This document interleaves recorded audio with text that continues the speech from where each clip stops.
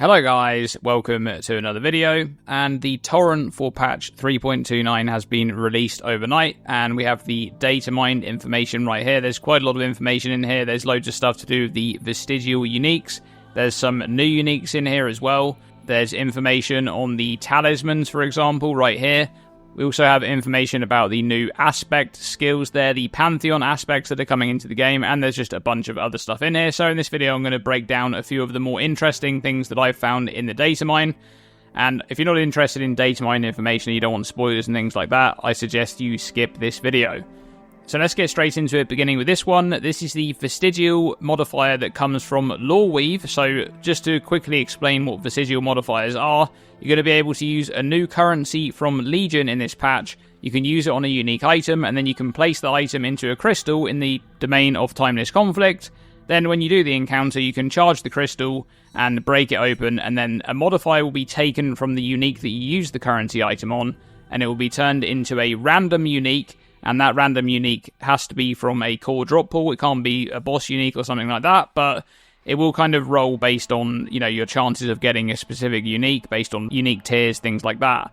So Loreweave is going to be an interesting one because you can use an enshrouded orb on this, and you're going to be able to take the maximum resistances, the fixed maximum resistances modifier, and according to the Datamine, it's going to roll a 78 every time. We actually don't know if that's going to be accurate or not, or whether it will actually be based on what your roll was when you actually put it in there. It could be the case that this modifier ends up exactly like this on the item, and you can then use blessed orbs on it to actually change the implicit, because of course it does become an implicit on the new item. But we're not sure about that. Now, the reason I wanted to highlight this one in particular is because getting this on something like a lightning coil is going to be completely ridiculous, because you can then combine that with Transcendence from the Timeless Jewel, and you're already going to be making some big steps there towards a really strong defensive setup, because obviously Transcendence imposes this huge maximum resistance penalty on your character, minus 15%.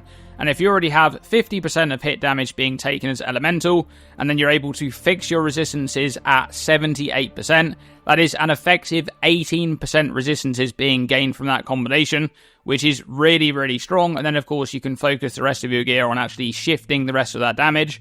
So that is potentially a very, very strong combination right there.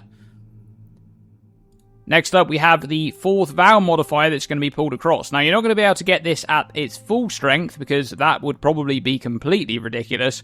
But this is going to be a modifier that grants 20% of armor, also applies to chaos damage taken from hits.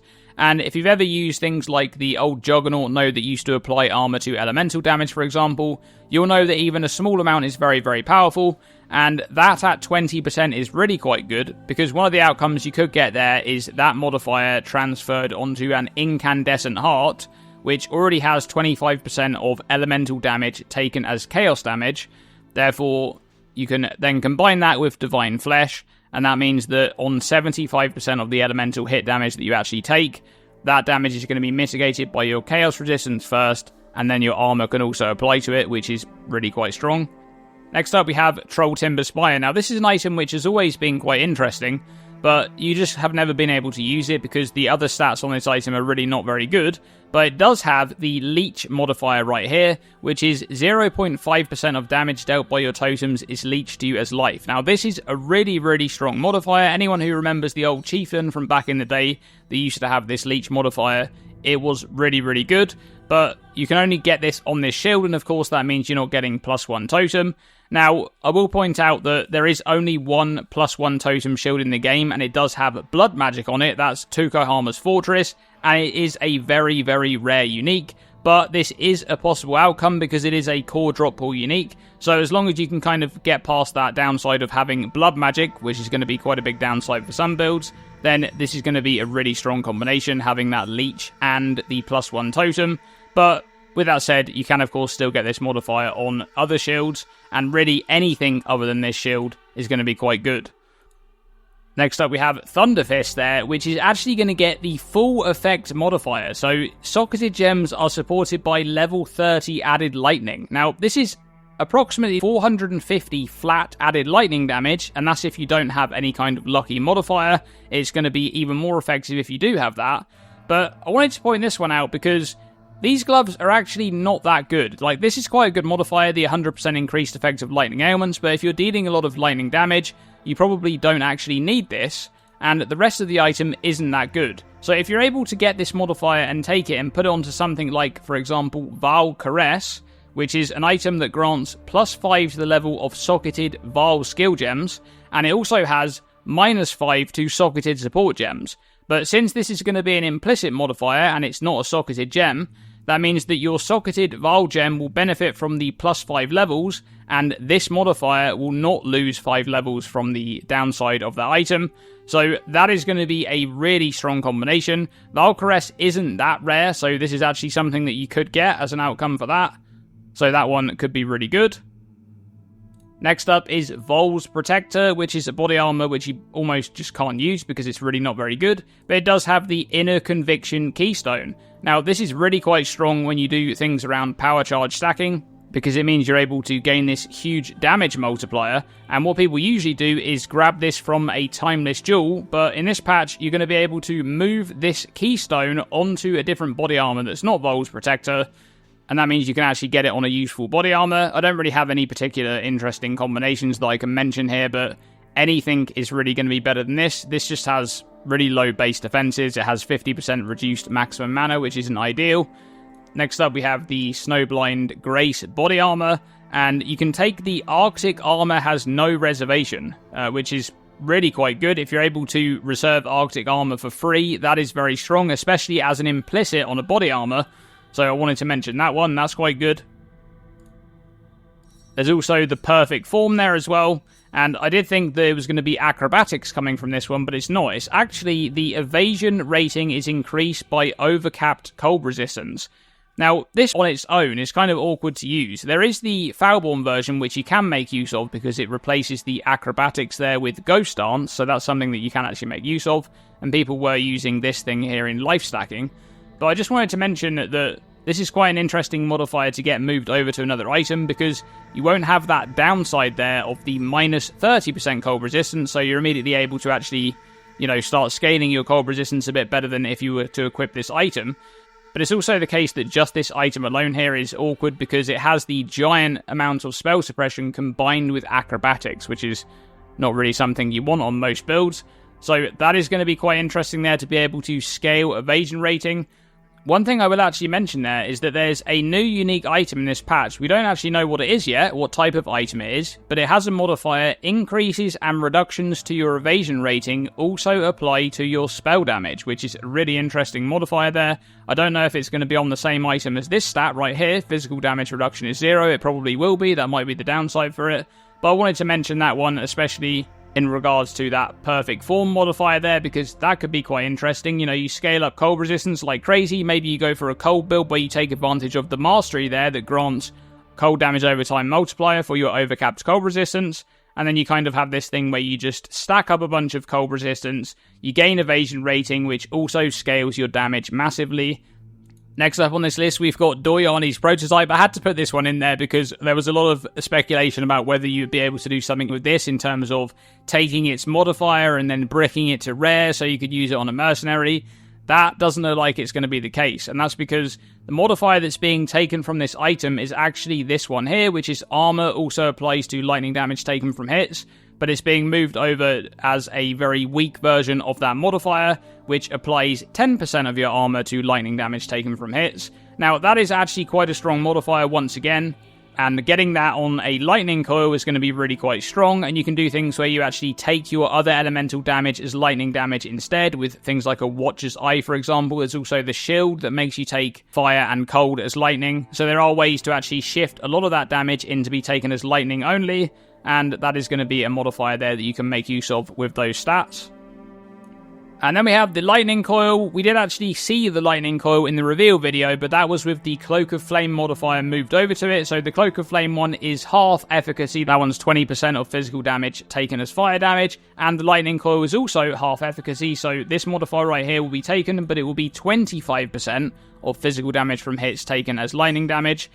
And just like the Cloak one there, that is really, really strong. I actually think it's stronger to take this modifier right here and move it over to a Cloak than it is the other way around.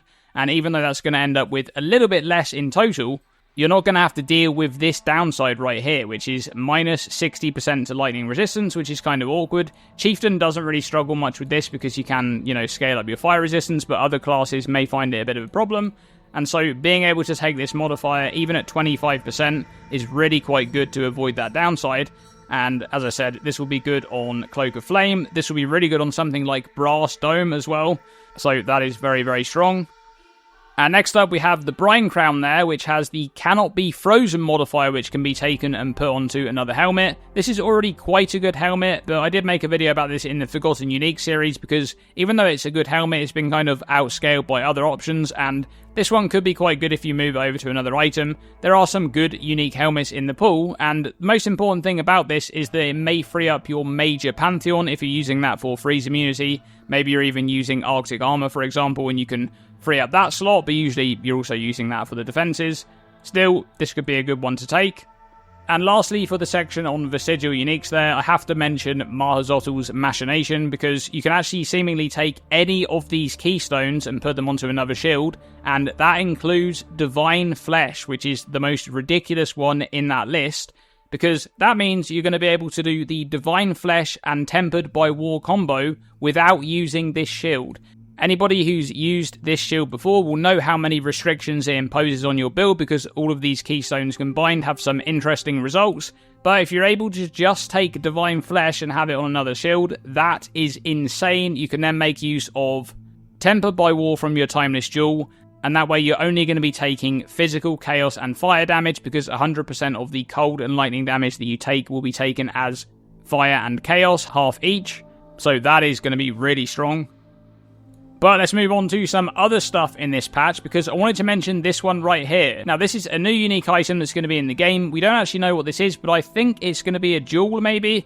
It says Unique Pearl Support 1, Unique Pearl Support 2, and this has the modifier, skills granted by your passive tree are supported by level 20, 1 to 164. Now, this probably means every single support gem in the game, barring exceptional support gems. And I haven't actually checked to make sure that that's the correct count, but I assume that's what this is meaning. So this is going to roll a random support gem. We don't know if this jewel is going to be corrupted when it drops, for example. Who knows? Maybe you're going to be able to roll it with a Divine Orb. But it could be that this jewel drops as a variant with 1 support gem, and then there's a rarer one that drops with 2 support gems. And this is going to support the skills that you get from your Ascendancy. So, for example, in this patch, we have the Red Aquarium being updated with level 20 Molten Burst. You're going to be able to actually get this jewel, assuming it is a jewel, and you're going to be able to actually get support gems that then support the skills granted by your passive tree. And there are other examples, of course, of skills being granted by your Ascendancy, like Bark Skin or Unbound Avatar and things like this.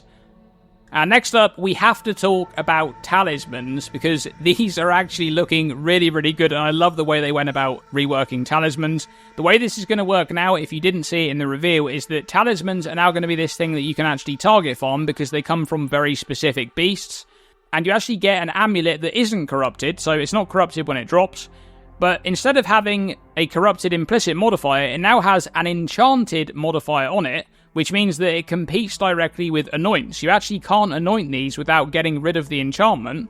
So what happens is, these modifiers right here that drop on these special talismans are essentially competing with the implicit and an anoint on another amulet, which is why they have to be so powerful. And there are some really, really strong options in here. I wanted to just mention a few of them in this video. So first of all, we have 30% increased global defenses there. That is quite good.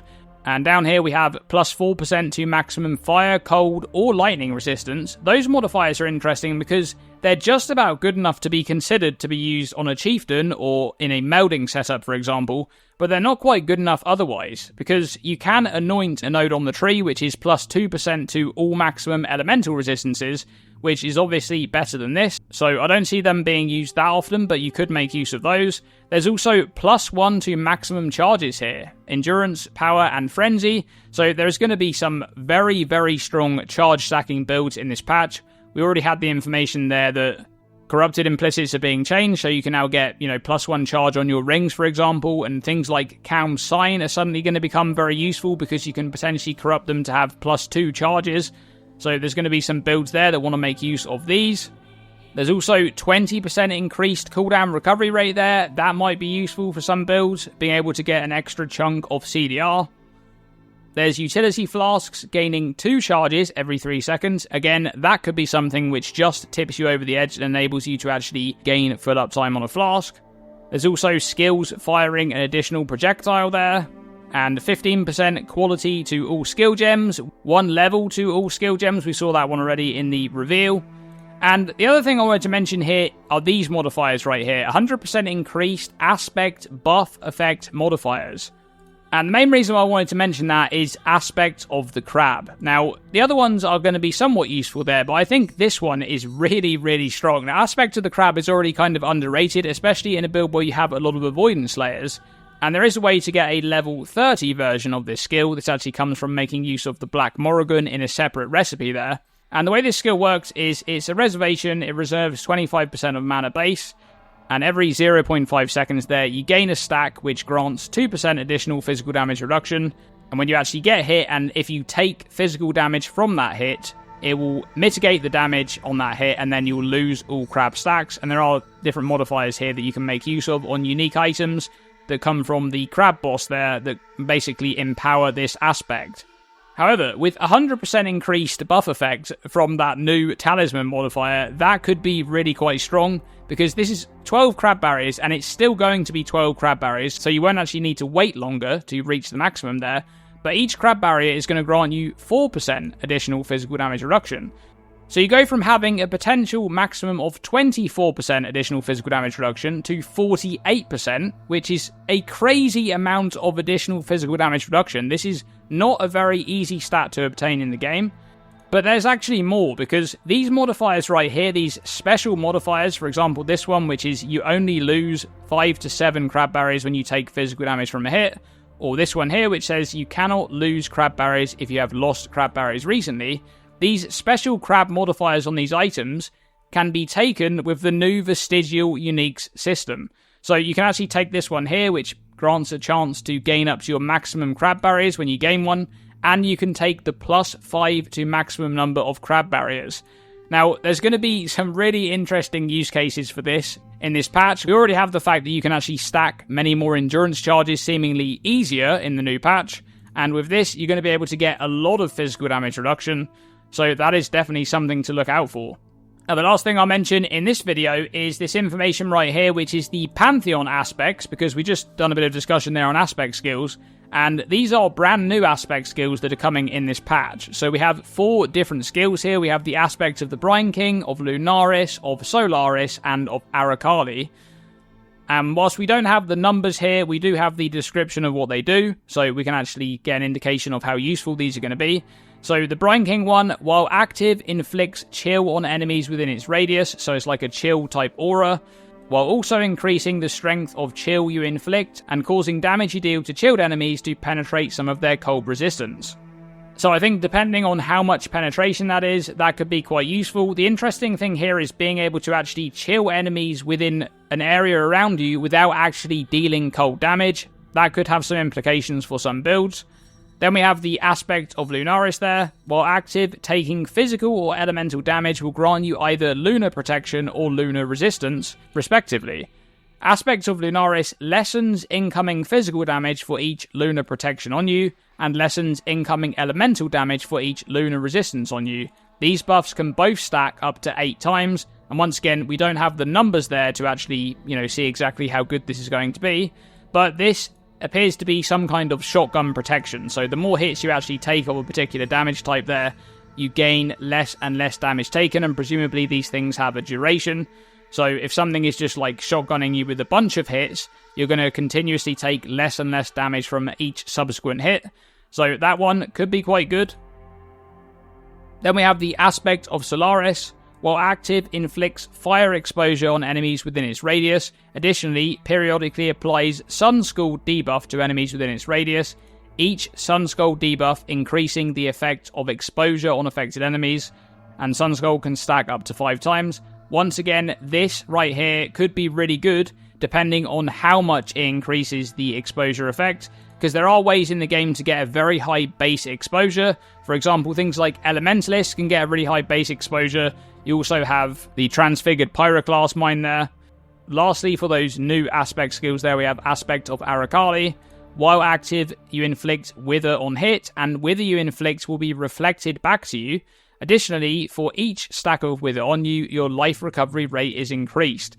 Now, this one is kind of weird, but I think the most important and powerful part of this is that you just inflict Wither on every hit, which is actually very, very strong. Usually you have to get that from elsewhere, or you have it on like a chance-based modifier, but this just seemingly allows you to just immediately Wither on every single hit.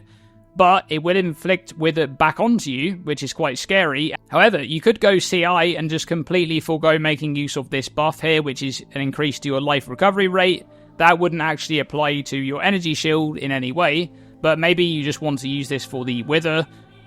But I'm not convinced that's going to be worth the mana reservation. Speaking of mana reservation, we actually don't know how much mana these will reserve, but considering all of the other aspects are all 25%, I think these will probably be the same. But that's pretty much it. There are some other interesting things here in the Datamine. For example, we had the Ducats here. But overall, there is some really interesting stuff coming in this patch. I can't wait to play around with the, Talisman stuff and the Vestigial uniques and things like that.